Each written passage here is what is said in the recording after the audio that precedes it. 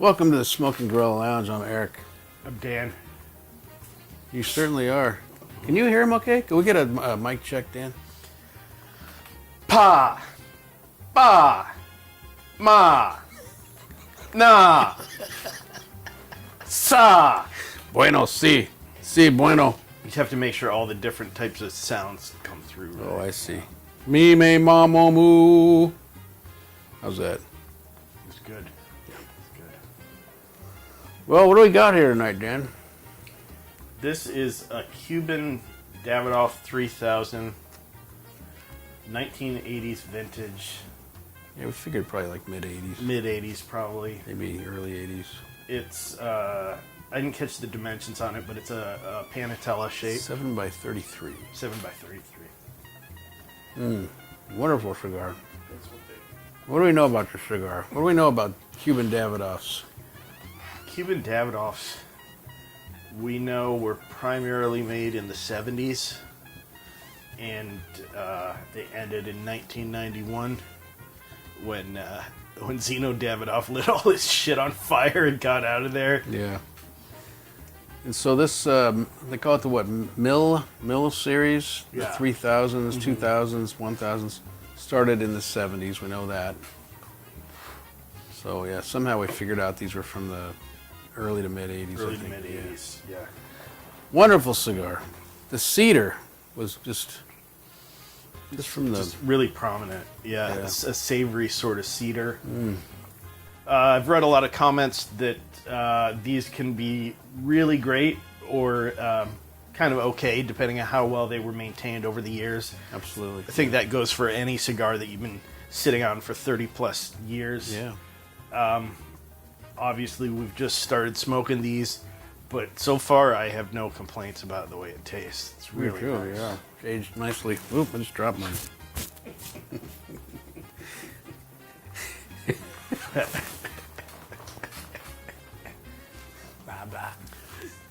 Ah, Adding to your asshole shirt. That's Yeah. right. that's right. I've got an ash hole shirt here, and I'm still just trying to get an ash hole at the right place to just hide my mic right inside it. I haven't quite pulled it off yet. Yeah. Extra buttonhole. So what kind of flavors you getting off this now? Like you said, cedar. Mostly a very a savory kind of cedar. Maybe something very light, slightly tart vegetal kind of thing. Yep. But that savory cedar is really prominent.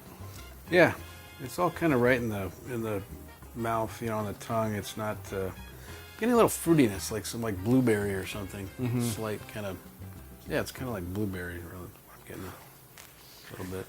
Do you feel like you're smoking a Davidoff, or because since Cuban Davidoffs aren't really around anymore, they're kind of two separate things in my mind. Yeah. When I think about a Davidoff, I'm thinking about a Dominican Davidoff. Smoking this, I think I'm smoking a nice light Cuban cigar. Yeah, I do too. Yeah, I'm definitely nothing like Davidoff about this cigar. Obviously, what we would know today is Davidoff. Right. So, yeah, I don't know. The way it's aged and the way it's changed flavors, it's kind of like in its, what is this, third iteration or something? Something like that. Yeah. Yeah. So yeah, but it's very light. It's on the lighter side of any other kind of Cuban in that grassy kind of thing. And I guess, although I don't taste those trademark Davidoff flavors, which make sense since Davidoffs are primarily Dominicans now. But what I am tasting that something more abstract that I would say is characteristically Davidoff is that it's an exceedingly light cigar with much more going on flavor-wise than you would expect a light cigar to be capable of producing. That's often my experience with any Davidoff. Yeah. So I feel like this is going to be one of those smokes that really draws you in and requires some focus and concentration to be able to recognize everything that's going on. Yeah, in it. absolutely.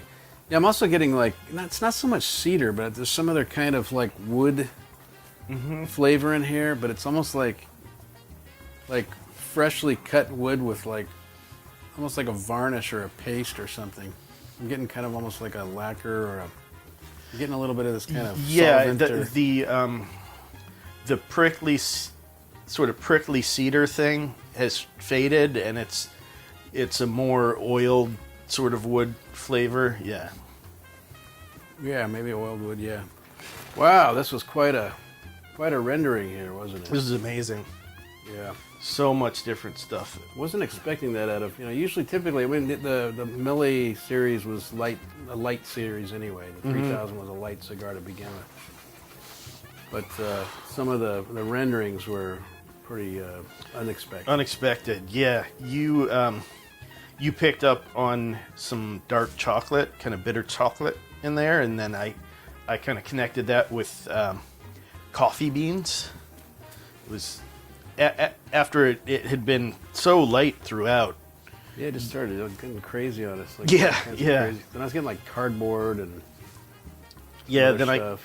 I got a little bit of the talc that you often get. It was a really nice, delicate retrohale, not difficult at all. Oh, look at mineral talc thing on the retro. Yeah, it was nice. You commented, I can't remember if you said tartness or sourness, but Oh, it was that combination tart, sour, pungent, I think. right, but kind of all three, but not that strong. No. It was very pleasant. Yeah. Yeah, you get that from these old cigars sometimes, though. It's kind of common for an old age, especially the Cuban, the old Cubans. Yeah, I have to say that in a positive sense, this is kind of what I expected a Cuban Davidoff to be like. Right. Yeah. Yeah, it's kind of interesting. It's been a great smoke. I love the Panatella. I like these skinny cigars.